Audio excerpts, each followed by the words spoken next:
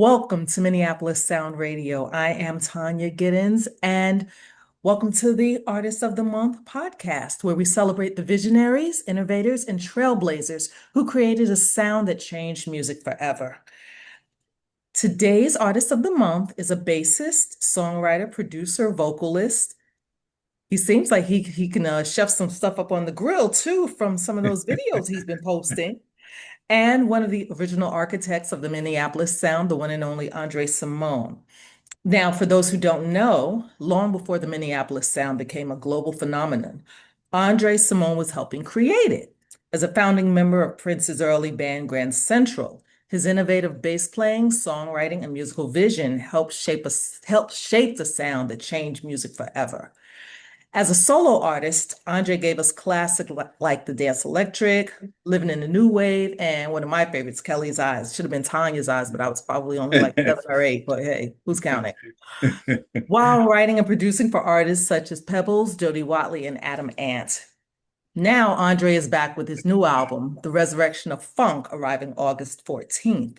The project proves that funk isn't just part of music history. It's alive, evolving, and as powerful as ever. Tonight, we'll talk about his remarkable journey, the stories behind the music, and what continues to inspire one of the true pioneers of the Minneapolis sound. So let us welcome a true North Sider, the one known as now as Boombox Dre, the legend himself, Andre Cymone. Hi, Hello. Andre. Hi, Tanya. How you doing? Good to I see you am again. doing well. Thank Beautiful as you. ever. Thank you. I try. It's getting hard, but you mastered And it. So you got it down. You look thank beautiful. you. Thank you so Beautiful. much. Congratulations on the album, The Thank you. Resurrection of Funk. It seems the title seems like more of a mission statement. Hmm. Is this the resurrection of the music itself, the attitude, or something deeper? All of that. All of that. It's the resurrection of funk that I created originally back in my mom's basement. It's that, but it's also from my perspective, funk has gotten kind of looked over in history. I see hip hop and I love hip hop, um, um, but it's getting so much love and so many flowers that I'm like, funk is the foundation of a lot of that. The funk underneath a lot of those hip hop tracks were funky tracks and all of that. And so I just thought, you know what, funk needs to really get its due. And nobody was out there kind of pushing for that. So I said, you know what, I'm gonna go back and I'm gonna resurrect funk and I'm gonna do whatever I can do to bring funk back into the spotlight so that it, gets the recognition, the love and the flowers that it deserves. So that's part of the mission of this particular album. Mhm. And I think a lot of people really didn't understand me as an artist because I've always been funky. I was born funky. And I think it's time for me to sort of claim my, perspective of the funk of Minneapolis, because a lot of people thought I was just doing new wave or whatever. They didn't know that, like you point out, our band Grand Central, it wasn't, Prince's band Grand Central. It was, our band Grand Central, because Prince was obviously in it. Don't get me wrong. But I guess five of the four of the five people in the band I put in the band, my sister, obviously. I brought Morris into the band. I brought William and Terry Jackson in the band. So yeah, it was a collaboration, but obviously he went on to do amazing things. And I'm love all his music and love the fact that we were so close, and he was a great friend when I needed a friend. And I like to think that I was a great friend when he needed a friend as well. So, but yeah, it's definitely the resurrection of funk is a mission. And I want to get, my goal is to indoctrinate as many people as I can to the funk. That's what the Boombox Dre character is all about. You may find him, he may come down the street that you're on. He might have his boombox and his vibe. And the thing about Boombox Dre is when he pushes play on that boombox, the funk that you hear, you've never heard before. It's fresh funk.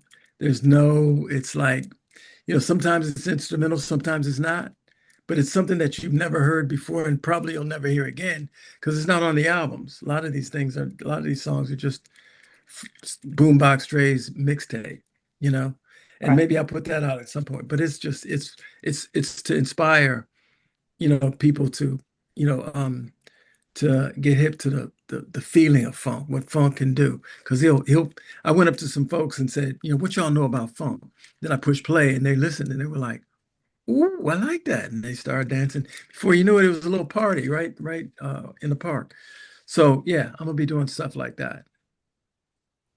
When listeners purchase the album, I'm old school, I say album, Hmm. on August 14th, and they press play on track one, Hmm. what do you hope they feel before they even hear those lyrics? When they push play on track one, you're gonna hear OGDRE, the funk forecaster, because he takes you on a journey and explains to you what you can expect. Like you can expect slippery conditions as we travel deep into Oh, the heart of the funk. So hold on to your cakes and your snakes as I deliver you to your first funk destination. This has been your funk forecaster, OG Diary here. Sit back and enjoy the ride. That's what you're gonna hear. And he takes you on a journey through the album. And he makes an appearance. He's got his own little theme song. So the album starts with his theme song. And then, he introduces another song and then he tells you a little bit about the track, talks a little bit about the environment.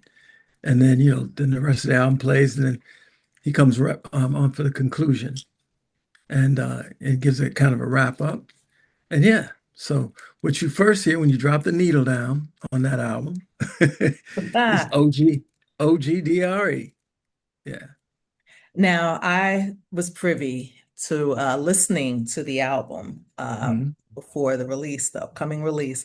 And I must say, my neck is hurting because I kept nodding my head to it, like, all right, all right, Good, all good. right. And it brings back that old vibe, just Mhm. like your promo videos, you on the Mhm. grill and Mhm. cooking up some stuff. Mom and daddy was still together, the Mhm. fellas were playing dominoes and bones Yeah. and all that Yeah. stuff. Yeah. If I was to tell, say, a 16-year-old, Mhm. this is funk, what would be the first song off the album that you would play to demonstrate, yes, this is pure funk? Whew, that's a tough one. Um, Probably turn it up. Hmm. Yeah. Because but the thing is, I love, because I know we're so conditioned to try to appeal to kids and all of that. And that's wonderful. I mean, we want to appeal to kids because I want kids to pick up funk and to pick up instruments and to get into it. Right. But you know what? I mean, we're all in this thing. We're all vibrant. We're all, love to party, love to dance, love to have a good time. And so as my mom would say, when we was little and and her friends were listening to their Gut Bucket, Millie Jackson, Ruby Ray Moore records, you know, Hmm. those were off limits. So, and I'm not saying this is off limits, but it's just I want everybody to love this. I want, if you it's just music and it's just funky music and it's designed to make your neck hurt. It's designed to make you want to have some fun and get up on that dance floor or out in the backyard or in your in your living room, wherever you like to get your groove on and get your groove on. But but the song that I would say, I would probably say turn it up or I mean there's a bunch of them, but Psycho Love, that's one that, would Yeah, definitely that's one of bump mine. that. Yeah. Um, yeah. I guess let's see what else. The Girl Next Door, you could definitely, Yeah. the title track, The Resurrection. Um, yeah, Funk is Alive. It's kind of got the slide thing. So, I mean, you know, the thing is because, I can do every kind of music. Like, you know, trap, hip hop, whatever, Oh boy, Yeah, trap. I'm but scared. Woo. but I really wanted to go back and just, really focus on the funk. Yeah, because some of the stuff, I mean, I'm telling you, it's I'm gonna release some of that stuff because it's like it's funky too, but it's funky in a new school kind of way. It's a different approach, and I got a bunch of songs in that vein because I was originally thinking I might maybe I'll just go after the whole reconstruct funk, Mhm. on a different level. But then I thought, you know what? I want to first go back to my roots Right. and really kind of reestablish that because I think a lot of people lost the plot when it comes to Andre Cymone. So I just wanted to reconnect that. And then I want to take people on a funky journey, on a ride, because we're going to do this is only the beginning, and I'm only scratching the surface of the funk because we're about to get real funky up off in here, you know. So these next upcoming projects, get ready to be funky. Kids are going, if they didn't get it, they're gonna get it because it's gonna be undeniable. Like that's how this whole Minneapolis thing started anyway, is that you just have to do stuff and you have to make it so powerful that it's undeniable. It's undeniable. And Absolutely. I think I Now, can do that. I know you can. There's no doubt about that because your catalog is so extensive, so varied, you know. And that is one of the things that I've always admired about you as an artist, because not a lot of people can just go from Adam Ant to Pebbles. You know, Yeah, it's really it's one in one yeah, side and one end of the spectrum, you know. yeah. And listening to the album, you've always balanced groove with substance, going back to 1969, Mhm, mhm, encouraging people to vote. mhm. In doing this album, was there one song that surprised you while writing it? Song that surprised me, probably the revolutions on your internet. Because it's a lot of times I never know where the lyrics are going to go. I'm not a calculated kind of person. It's just I'm a spiritual person. Right. So I just reach for the spirits and they just sort of rain down ideas and concepts, and sort of channel it through me. Because I don't sit around thinking about it. It's just, I just go, okay, it's a concept. Oh, it's the revolution's on the internet. And then I get my pen, and before I know it, it's written, it's done. And I Right. go, oh, because some of the lyrics, like, I know I'm gonna get in trouble for some of them, but I'm like, all I can say is I wrote it, yeah, but it was an art that came through me. And so when you hear the lyrics like Kim Kardashian ass is fashion and stuff like that, Yeah, I heard that. there's I this said, okay. there's some lyrics in there that and the shout out to Gil Scott Heron just in terms of the revolution will not be televised. I Hmm. think he was seeing into the future, because he's right. The revolution, is on your internet. That's where the revolution is, and people need to understand that. And you got to realize, you have a voice. This internet right now, and these platforms that are controlled by whoever controls them, are the windows to our world. You know, um, and as much as we all like to think we're in control of our cultural reality, you know, um, it's all getting filtered through somebody's lens, through somebody's mechanisms, through somebody's Absolutely. platform. Somebody's deciding what gets seen and what gets heard. And until, we have true independence with these different platforms, that's going to be the case. So, but I'm like, right now I just want to focus on, making funky music and, reintroducing the world to authentic, raw funk music. And you're doing an excellent job of that. Now you talked about the lyrics of some of your Mhm, songs on this album. And it just, your album is actually an independent project. You're not on mhm. any label, Yeah, correct? yeah. Does that really give you a lot more freedom, or are there still some restrictions to you putting out your music? Because I know certain labels, certain record labels will say, "Oh, okay, well, we'll give you this, you can do this." And then there are others that will say, like for instance, if you were to do put that song out on a major label, they might say, we don't want to offend." Um, Yeah. do you miss being with a label? You know, yes and no. I mean, on one hand, first of all, when I was with a label, I always did whatever I wanted, which was always a problem because Mhm. but I would always say, you're not going to put a mustache on my Mona Lisa. Ha. So, but so I understand where they're coming from, and I get it. I really do. I get, they're a corporation, and they have to answer to stockholders and all the other kind of things, and it's a business. But art is a different thing. Art is art. Art is not necessarily a business. It's an art form. It's like painting. It's like sculpting. It's like creating something from nothing, out of from your mind, and just and if people love it, that's great. If they don't, that's fine too. If you can touch one person, then you've done your job. But but do I miss it? I mean, here's the thing. What I miss about it is when you have if you have a company, a record label that understands what it is you're trying to do as an artist, and they support that, and they back it, and they really kind of get behind it. Um, that's a beautiful thing because to be able to do it right, it costs money. It really does to be able to really kind of give people a full artistic representation of your vision. It Right. costs money, to put on the kind of show, the spectacle, to go with the funk, to be able to really kind of present the funk and entertain people all at the same time.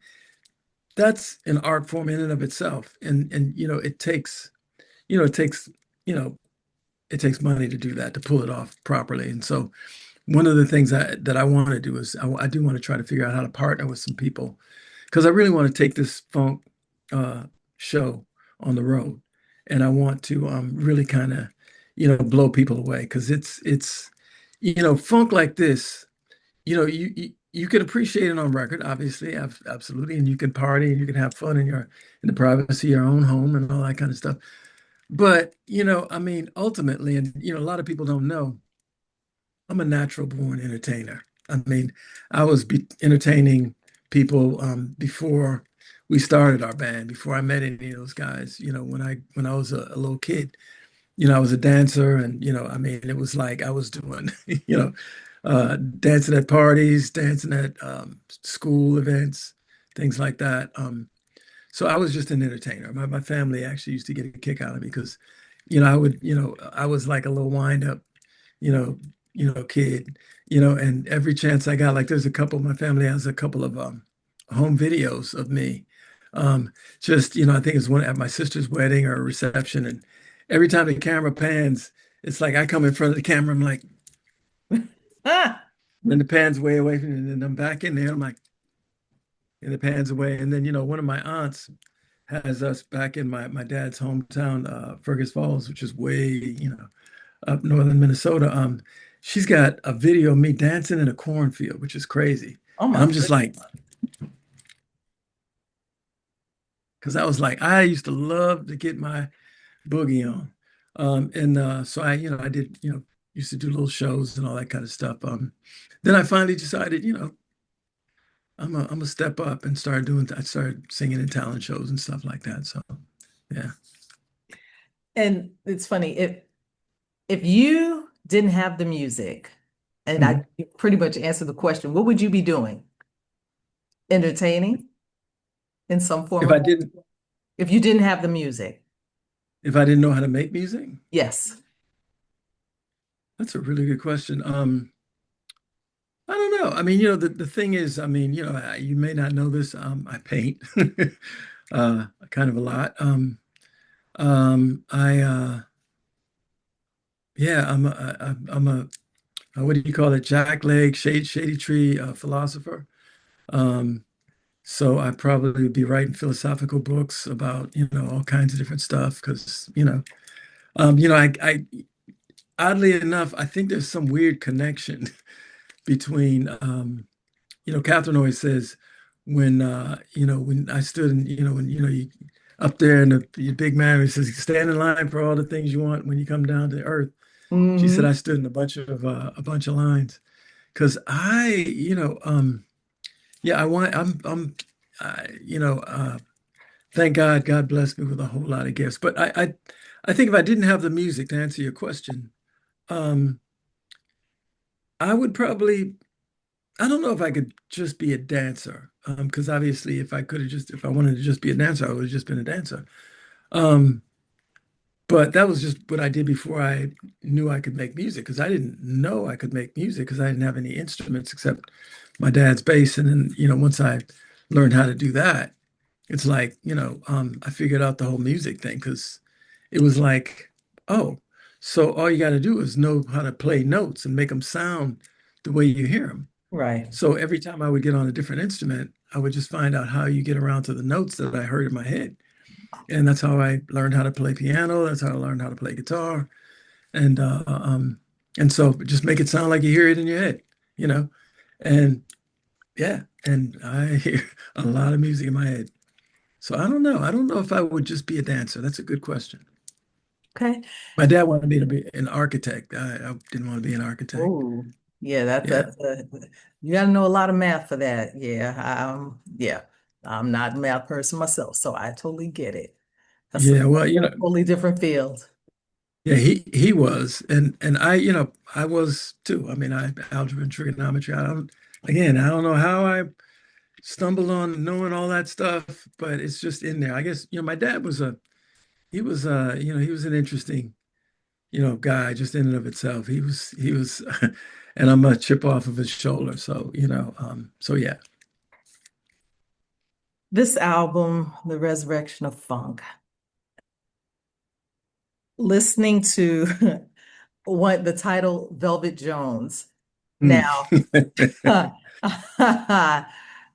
that is quite the song. Thank you.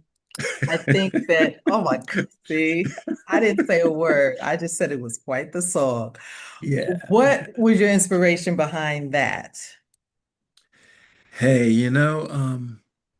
women, you know, it's it's a love song to women because women are beautiful, man. Women are just, I gotta tell you, man, it's just, you know, I've always loved everything about women. They're just so such amazing, I don't want to say creatures because I don't want to offend anybody, but just amazing gifts to everything about everything, and so I've always been able to appreciate that, so, I mean, but Velvet Jones is that's just about, really kind of the ins and outs. We're not talking about It's In-N-Out burgers either. yeah, Talking about something else.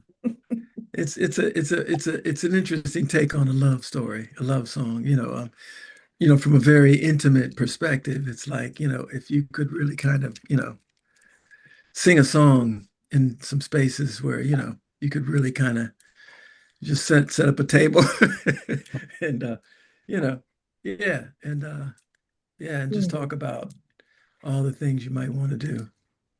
Well, Yeah. okay. I have to say that for my significant other. Yeah, well, let's move on. There you I don't want you getting in trouble. go. Yeah. Let's see. I'm going to give you another title from the album. Show Me Love. hmm hmm Your Love th that song. Yeah. Yeah. Yeah, that was a song that a friend of mine, Ali Leroy, gave me a bass. He presented me with this bass, and I was really so blown away because it was, I did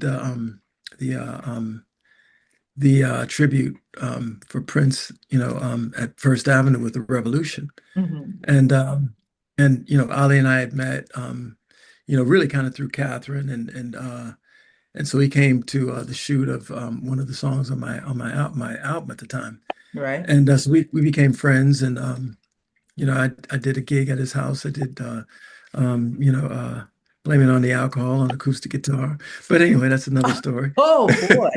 But Okay. yeah, no, but we got to be really good friends, and he gave me the space. I played it when I was at his house. He's like, "Oh, you like it? You should," And he said, I asked him if I could use it for the gig, with the revolution. He said, yeah, go ahead. So I played it there and he just gave it to me. So I was like so blown away when I came home and the first thing that I played on was do do do do do do do do do do do do do do do do do. Next thing I knew it was a song and show me love, show me love, show me love. And the rest is history. And I mean, the lyrics are really cool because when you listen to the lyrics, let's talk about peace, let's talk about love, let's talk about war, let's talk about why we just don't need it anymore. And it's really kind of deep. Let's talk about you, let's talk about me, let's talk about us, let's talk about things too difficult to discuss. Let's talk about black, let's talk about white, let's talk about race, let's talk about the disrespect you show right to my face. Mm. It just gets into all kinds of different stuff. I mean, I got to shout out the Purple Rain in there, which is interesting. Um, which is, just hometown stuff. It's just a groove. It's just a groove. It really is. I want to talk about your career as a whole since you are the artist of the month. Mhm. Now, you have lived pretty much through all these different eras of the music industry, vinyl, streaming. How did making this album feel different from making records in the 80s? My first answer would be it didn't, because, music is music. And I really approach it all pretty much the same. There's no real, because the one thing that's different about this album, that I hadn't done for a while, um, was I went back to doing it all myself. My previous couple of albums, I had a band and we recorded it live and it was kind of more rock oriented. But for me, what I like to do is I just like, I just like to jam and I jam a lot of times just with myself and I'll just put together a groove and a beat and, and just sort of riff and, um, just set. I love to, I'm all about ambiance, and so my studio is always has a vibe and the whole, the setting, and it's just the mood is all really kind of conducive to creating something unique. And so I get myself into a headspace and I just groove. Sometimes it's just bongos, or maybe sometimes it's bongos and a drum beat. Um, Sometimes it's I'm just playing the guitar, and or I'm just vibing, but sometimes I actually loop stuff, which is interesting because I have a looper and I do that whole thing. I don't know if you know that. Sometimes I do that, and I might loop a bass line, and I do beatboxing, so so I'll beatbox a drum beat, and I have a lot of fun making music because that's how it should be, and it Yeah, I think it shows up, especially on this record, because I had a lot of fun making this record and just really kind of got into that space, and I just thought I really want to share it with people because as much fun as I had making it, I think people are going to have a lot of fun listening to it. So yeah. absolutely. I agree because I really enjoyed it. And that's, you know, you hear some people say, "Oh yeah, it was really good." And it's like, no, but I really enjoyed it. It Thank was, you. it was fresh, Yeah. from the stuff.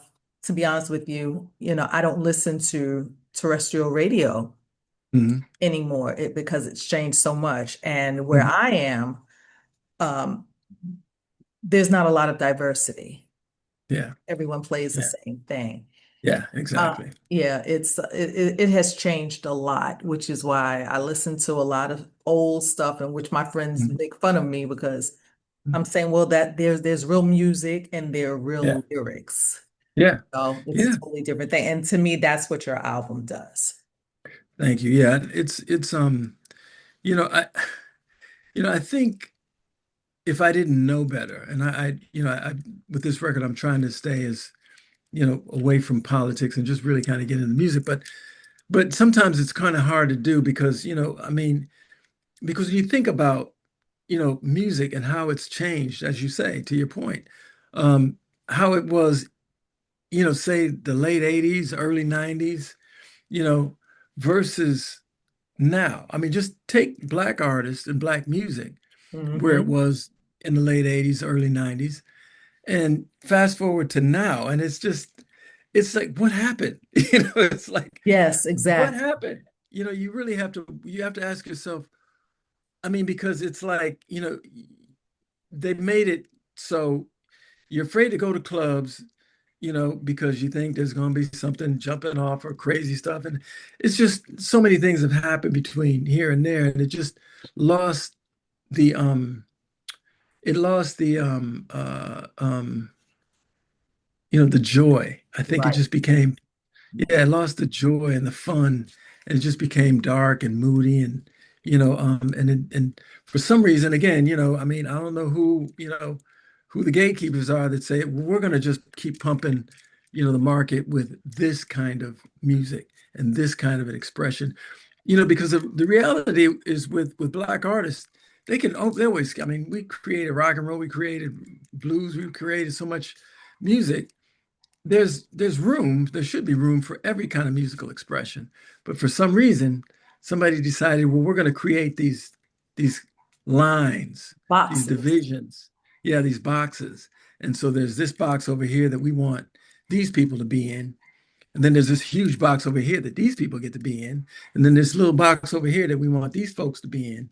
And it's like, and then it just got even worse. It's like, well, wait a minute, we don't want everybody making money, because then they'll put it in their community, and then their community and will start to thrive, and then and do we really want that? And so let's just buy the music industry, and then we get to pick and choose, if the handful of artists that will say, well, we'll anoint them and we'll say they're king so and so, and they're king, and they can make a lot of money as long as they don't go against, they don't say anything political, or we're going to cut you off. So Mhm. it's just, again, I just, I just want music to get back to being a joyful process. Like Funkadelic said, make it a joyful process like it's supposed to be. Well, all And right. that's what I'm trying to do. All right.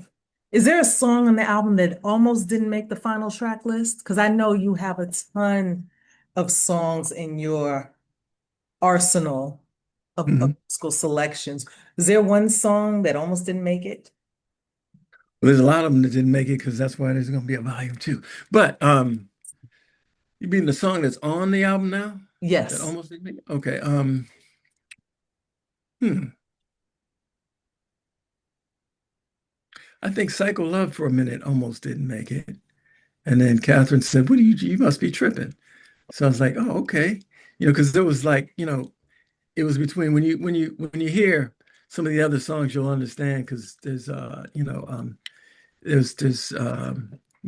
of the Wild was between those vibes, because they're not similar at all. They're just Mhm. Call of the Wild is another song, but it's gonna be, yeah, people are gonna freak out when they hear some of these other things. And then it'll be interesting because these are songs I was picking between songs that are on volume one and volume two, and Right. trying to figure out what's the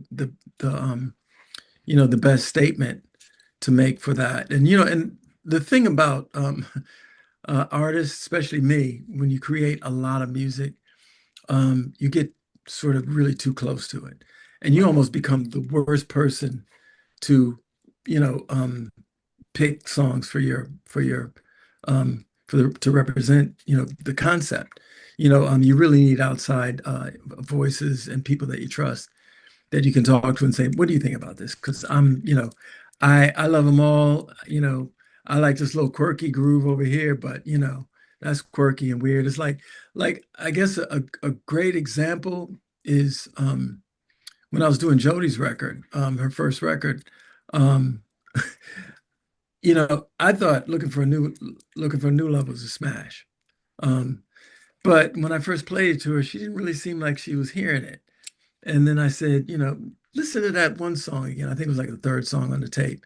And she went and listened, and she came back with all the lyrics, and obviously the rest is history. But Right. I think sometimes, that's why it's good to have, people that you trust that, kind of can help you see a vision that, you may not see at first, Right. and it winds up just being beneficial to everybody. And so yeah, so that's kind of how this one went down. So yeah. Okay.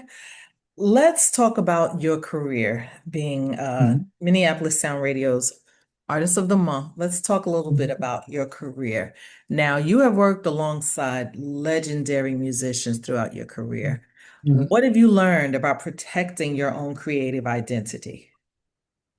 Hmm. That is a great question. Honestly, at first I'd never really thought about it. Because you know, I like to think I'm a really unique individual because I am. When you're the youngest of six, you're gonna be unique because by the time, by the time I came around, my parents had kind of been there, done that. They had I'm sure my dad played catch with my older brother, and then he played catch with my brother after that. And then there was all my sisters that they did all the different things and chased them around. They got into track and field, and then by the time I came around, I was like, oh God, another one. And they were like, why don't you just go play on the freeway? You know, so yeah, so I was, very independent and very, um, into my own. I was just self-sufficient, had to kind of, discover things on my own, and so yeah. And I think that there's something about that that makes you individual. So, and when you put that in the arena of music, you just take your individuality and your independence for granted. And I think my particular brand of independence was kind of contagious Mm. because it wasn't normal. And so people that, got to know me back then, they would always ask, you seem like you're just you're in a world of your own. And I said, I am. And I would be very, matter of fact about it. Yeah, what do you want to know about it? Well, how do you? And then they would just ask a bunch of questions. Well, do you ever? I'm like, and, it's just, yeah. And I was like, I thought they were crazy questions because I thought that's what everybody did. I really didn't think about it, but I just assumed everybody does what I did. And I did things that didn't make any sense. And then I realized nobody does this, Andre. The stuff you're doing, nobody does this kind of stuff. And so I think it became contagious. And I think the good thing about it is, you know, um, people that I met that were really shy, um, realized there's no need to be shy. Who are you trying to impress? Because I was like, I just was very cut and dry. It's like, when people came to me and they had some sort of mumble, it's like, what are you mumbling about? What? What do you want to do? What? Oh Let's boy. just do it. Yeah. Well, let's do that. You want one of those? Well, let's go get it. What do you mean we ain't got no money? Well, it's just sitting there. They won't miss it. I was that guy. And, next thing they knew, they had whatever it was that they needed. And they didn't know if somebody was going to come and get it from them when they was on stage with it. But, but that's you live to fight another fight another day. But I live in the moment, and it's like, so yeah, to address your question. Yeah, I guess I never thought about it much, but I guess as time went on, um, I started to appreciate my own identity more and more because, people started lumping me in with other people. And to be, the long road I took to explain it, Right. um, to take my, who I am as an individual personally, Mhm. for people to lump me into a bunch of people that, that I met along my journey that were, you know, learning a lot from me, a whole lot from me. And then people are saying, you're trying to be like, it's like, you have no idea. I mean, but, I think people are starting to, understand a little bit more about me because I really hadn't talked a whole lot. About, I didn't do a lot of interviews and I literally stopped doing interviews for a number of years, Right. and really kind of stepped off the scene for a good little minute. And I think during that period of time, people just assumed that, I don't know, I was counting the hairs in a Chucky doll or something. I really don't know. But I wasn't. Was I? No, no, I wasn't counting. You know, I already knew how many hairs was in a Chucky. I already You did know, that. and what you're saying, it brings me to another question. Mhm, When you stepped away from music and then you return and you returned better than before, mhm. and what did life outside of the spotlight teach you that fame couldn't? What did life? Well, there's a lot of things in life on the outside that can teach you that fame can't teach you. I mean, it's so many things because I mean, you know, it's hard to explain to people, but how do I say this without being cocky? I was a rock star. I mean, that's just the bottom line. And a lot of people don't even know what that means to a certain extent. But, I mean, my kids, when my first kids, youngest or my oldest kids were born, I would show up at their school as, in a limo, and anytime I show up, it was party time. School. Now I don't know what period it is, but just come on out of school and it's time to go. Dad's here. We going to have fun. And I take them and all their friends and their friends and their cousins and we go to an amusement park, and that's how I lived my life for a while until I realized that's not right, you know, and I started to understand that there's a responsibility to your kids. And I started trying to learn how to be a better father. And then eventually I think I tried to think I got a little better and better. Mhm. And so, but yeah, Um, your question was, You want me to repeat it for you? yeah, just Okay. because I want What to, did life outside of the spotlight teach you that fame never could?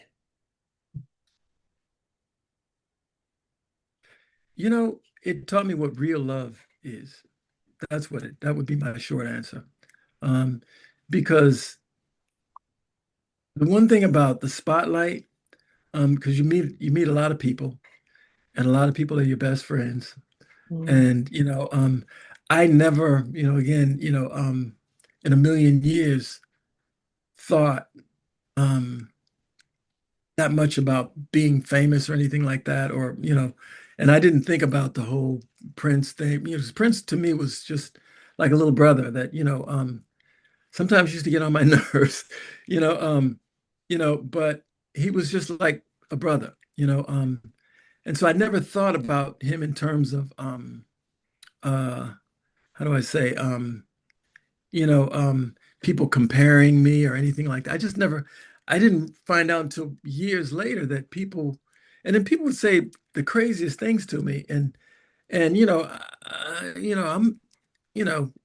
I'm not really the person to say that with. First of all, I'm not shy, I'm not scared, and you can't go frighten me, Um, it might be a little dusty now, but I used to be a 6 degree black belt. So I was in the martial arts. And so it's like used to love to a good scrap, so saying the wrong thing to me might be, a really bad choice. Um, but again, I think fame, teaches you that, I guess, you know, to understand what friendship really is, to Mm. understand what, sincerity truly is, because outside of that, I mean, people that don't have to be your friend, that don't have to like you, but they like you because, they enjoy your company, or they like to talk to you about different issues, and they find you, interesting to be around. Right. And that's the thing that you get outside of the whole music thing. I mean, it's not to say that you can't meet friends in the music realm too, because I've met some really amazing people in the music world that are really, really good friends to this day. I don't have a lot of friends. I've never been a big friend guy, but I've got some of my friends that are really cool. Some kids, friends that I met from my kids' school. I don't want to call any names out, but there's a friend of mine that's a really amazing music lover, and him and his wife and his kids are extremely talented. And so we get together sometimes and really kind of chop it up. And he's really passionate.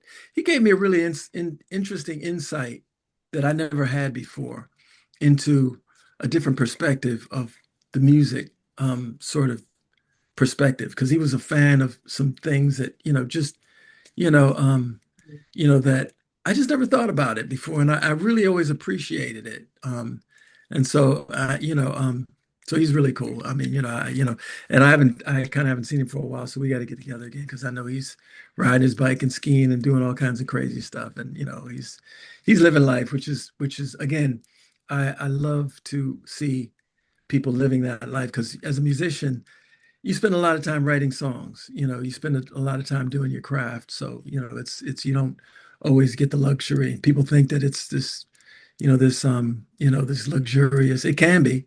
Um, but most of the time, when you're, a content creator or writer and you write everything, you're trying to craft what you do. And it's not always easy. Sometimes it's really easy, but it's not always easy writing everything from scratch. Right. Yeah. Well, let's lighten it up a bit.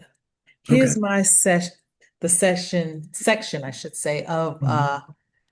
the show where I do a rapid fire. I'm Okay. going to give you some choices, and I want you to say the first thing that comes to your head. Ready? Okay. Yeah. Vintage or brand new bass, electric. It Not the doesn't dance matter. electric. Getting you started. You Yeah. like the way I did that, right? Yeah. Okay. Well, It doesn't matter. Yeah. If you can play it, you can make it sound good. okay. James Brown or Sly Stone? James Brown. Sly Stone or George Clinton? Ooh. Um, that's tough. Um, George Clinton. James Brown or George Clinton? Hmm? James James Brown Brown or or George Clinton? George? Okay. James Brown or George Clinton? George Clinton. Morning recording session or midnight? Midnight. Favorite city outside of Minneapolis? New York. All right. All right. Yeah. A song that I produced that I should have kept for myself is, Still a thrill. oh, oh. Yeah. I originally wrote that for me, but she did such an amazing job. I was like, okay, I can't mess with that. She nailed it. So yeah, Do you think you would ever re-record it or do an acoustic version? I might. But it's her song. The reality is that I'm kind of funny like that. It's like, Hmm. you know, I, I know Prince does that, and that's good for him that he, shows everybody, look, I did this, and I did the Dance Electric, and so here's my version, and I did this time song, and I did this whatever. That's not my thing. It's Jodi's song. I wanted to live in her space and to have her, that's her thing. She wrote the lyrics to it. It's like I don't even want to get into that arena because that's an artist thing, and Right. it's a certain kind of person that does that. I'm not that kind of person. I'm just, Right. I can write other songs and that are for me, and I can enjoy those songs in my space. Okay. Let's go back to your origins for a moment. Now, Mhm. the Minneapolis sound is often associated, of course, with Prince, but you helped shape the sound from the beginning, the early Mhm. years. What do you think people still misunderstand about its origins? God, so many things, but one of the main things is how it was actually created, because a lot Mhm. of people don't know. I mean, people don't know what they don't know. And I haven't written a book. I guess everybody else has written a book, but me. Mhm. Um, and but the reality is, I mean, the beautiful thing is I have all the receipts. I mean, I have tapes of, creating a lot of the music that I used to create back then that became, known as the Minneapolis sound. And when you hear it, Right. you'll freak out because it's like that's, and you'll point to certain albums that people have made that they'll go, that's the sound that came from, but that's Andre. Yeah. And or Mm. that's like, yeah, and I have all those tapes and demos and all that, cassette to cassette recordings and so I mean it really there's really no, I mean, it is what it is, and I have receipts. People think, I think people think I'm making it up when I say I got Prince's first guitar. I think people think you didn't get his first guitar. You didn't. I'm like, but yeah, I did. And I think actually I got his second guitar too. Um, but that's a whole nother story because, because I came from the projects. But anyway, Oh dear. I can't.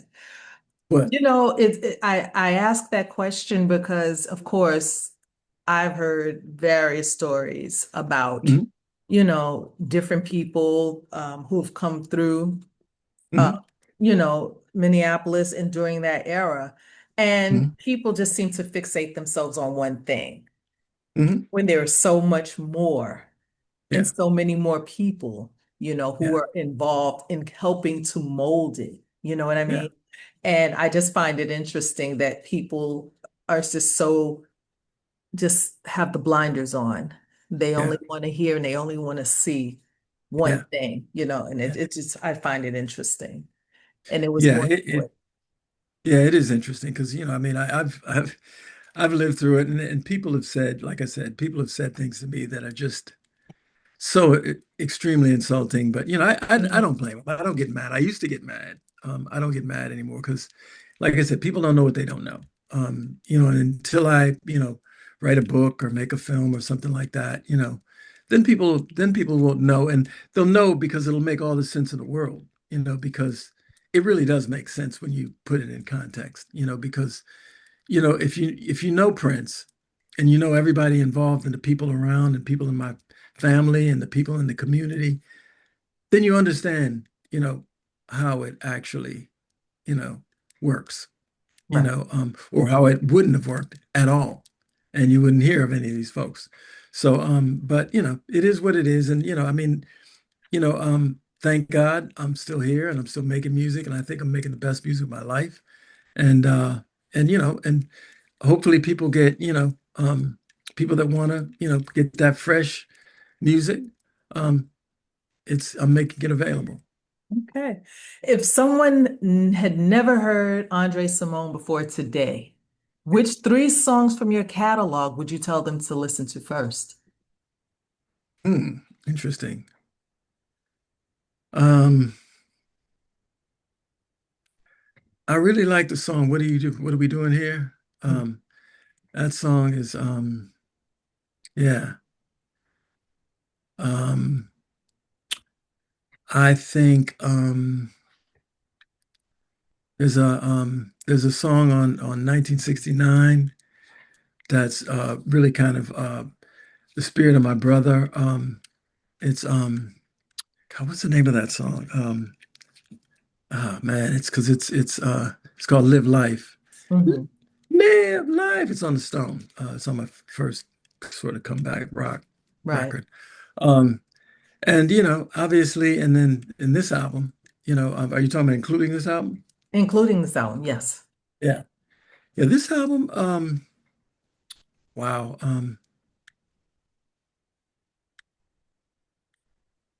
That's a really good question because I guess you said it sounded like 94 East. I would say Love Revolution, but when you said it sounded like 94 East, I can't say that now because Why I can't would want you? somebody.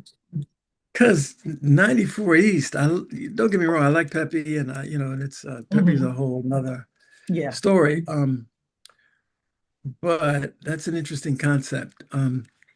But I would still say that. Well, actually the Resurrection, because the Resurrection is a funky track and it's kind of it's just hard to say because I mean because you know yeah I it's I write so much music and I have so much music that's on board that they're like children. It's like trying to pick which child you would want to save from a burning building. Mm.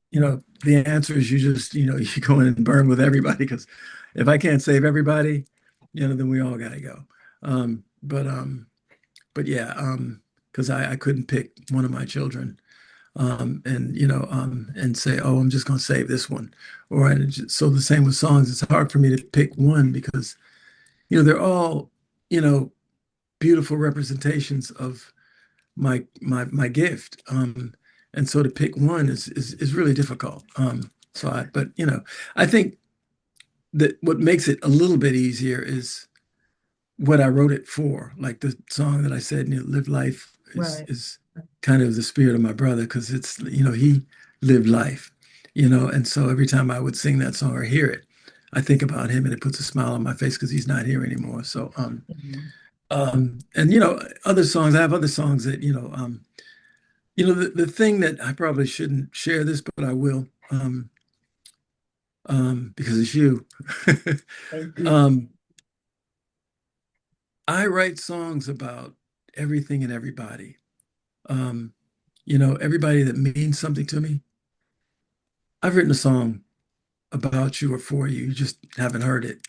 Um, it might be a classical song. It might be a jazz song. It might be a rock song or a funk song. But it may be abstract, ethereal. Mhm. But, you know, there's a strong possibility that if you're a friend of mine, I've probably written a song about you.